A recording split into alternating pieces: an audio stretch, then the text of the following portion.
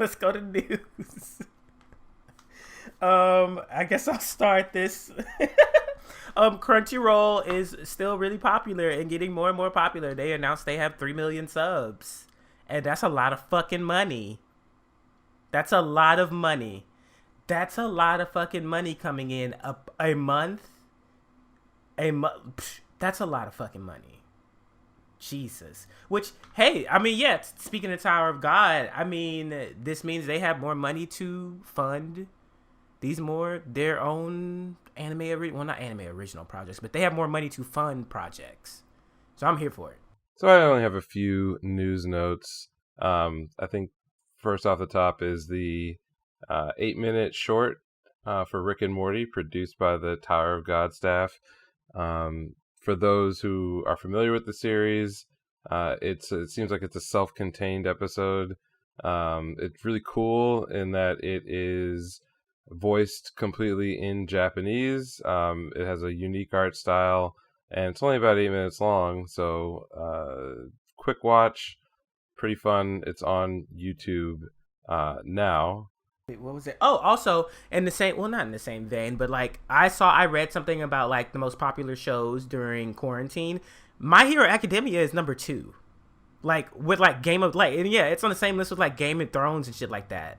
Like, yeah, like it's done by the Observer. They took all of the information from like social media and stuff like that, and My Hero Academia has been watched a lot during Corona. So, it it's probably going to be, this fifth season's probably going to be fucking insane because there's probably going to be a shit ton of new fans that are going to be everywhere. So that's good for that too. What do you have? Um, Next, continuing sort of from the Crunchyroll theme, Adult Swim announced Fina Pirate Princess for next year. When I first saw the promo art for this series, I made a note of it. It looked pretty good. Wasn't really sure what it would be about, so I just sort of filed it away in the back of my head. Now, I'd say about Tuesday or Wednesday, Crunchyroll dropped a trailer, which also has a short interview with the production staff. It's about 4 minutes long. Has some more key art, about a minute or so of animation. And it actually looks really good. So I'm not filing it away, not just as a note for the future, but actually a project that I'm definitely very interested in following when it drops. And then the last for me is a personal favorite. So Tatsunoko announced this week that there would be a new project in the Genesis Climber Moss Peta series. For those of you who are not familiar with that particular name, you might be more familiar with Robotech Season 2, which I think was the Robotech Masters season. So Robotech combined Macross, Genesis Climber Moss Beta, and a third show that were completely unrelated to each other beyond the fact that they all involved transforming robots of some kind or another. And the second season, the gimmick was transforming motorcycles. And so this series sort of been dormant for quite a long time. I think the original was released in the late 70s. And occasionally, Tatsunoko will greenlight new figures from their existing molds.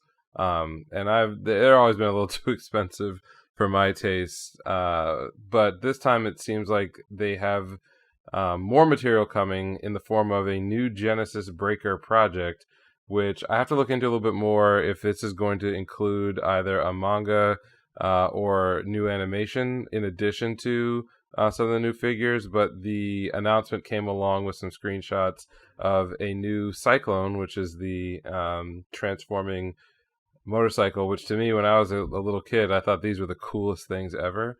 And then I would never dream of actually buying one since they ran in the $200 range, which is way too rich for my blood.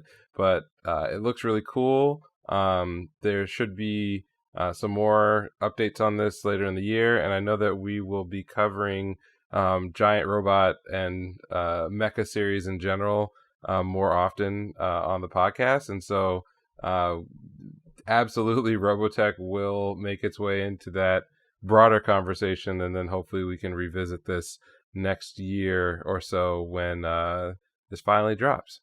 So that's about all I've got. Okay. My other ones would be Yuki Yuna is getting a season 3, and that's more along like the Magical Girl line. And Yuki Yuna, I believe both seasons are available on Netflix, and I think there's also like a compilation movie for the second season. I don't know.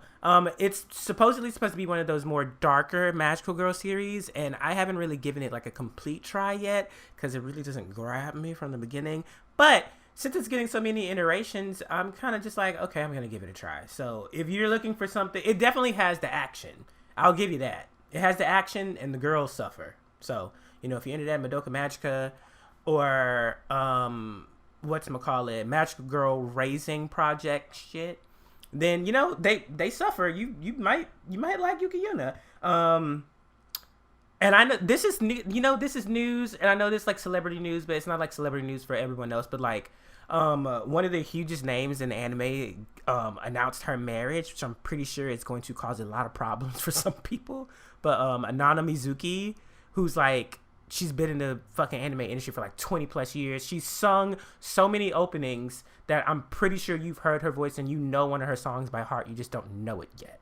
And she announced her marriage, and also she's the main character for Symphogear, which I always tell motherfuckers to watch. But okay, anyway, she's getting married. I'm really worried that some crazy shit's gonna happen. Like I think someone's gonna kill themselves. I hope not though. But that would be very bad. But you know what? Apparently they have like pressures to not announce themselves being in relationships with other people because of certain fans. Anyways, also Knights of Sidonia is getting a movie. Didn't know that. I didn't finish the second season of that, but I do enjoy the show. There's a shit ton of CG, but I do still enjoy the show.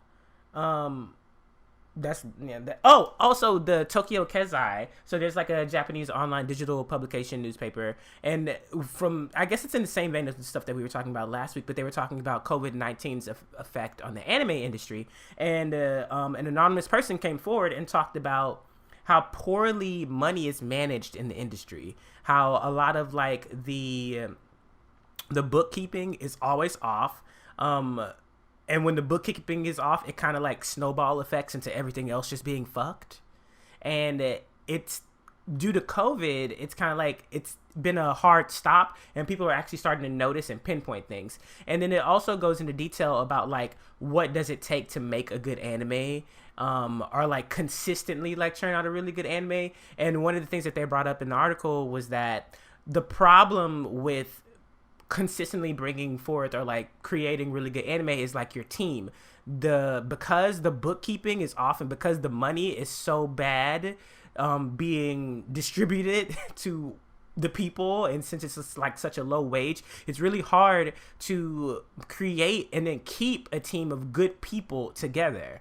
And so the article also goes into details about like what are some of the new practices they can do. And then they also talk about, I think it was his name, Hideaki Kano, who he started his own studio for like Evangelion and things like that. And he did accounting research and learned some stuff about accounting before he opened the studio, specifically so that things like this would not happen with his studio. And they haven't.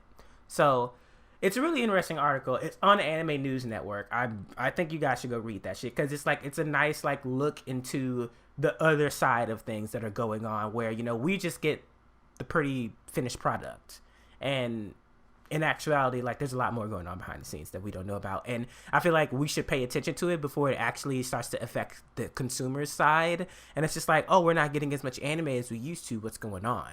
That's what's up.